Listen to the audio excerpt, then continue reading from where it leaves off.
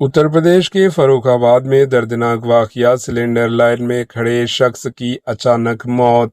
रियासत उत्तर प्रदेश के ज़िले फरुखाबाद में एक अफसोसनाक वाक़या पेश आया, जहां गैस सिलेंडर भरवाने के लिए लाइन में खड़े एक बुजुर्ग शख्स की अचानक तबीयत बिगड़ गई।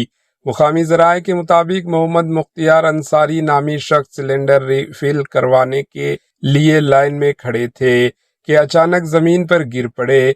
वाक़या देखकर वहां मौजूद लोगों ने फौरी तौर पर इनकी मदद की और CPR देकर इनकी जान बचाने की भरपूर कोशिश की।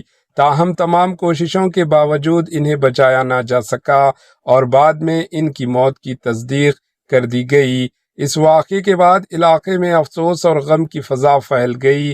मुकामी अफराद का कहना है कि अगर फौरी तिबी सहूलियात दस्तयाब होती तो शायद इनकी जान बचाई जा सकती थी।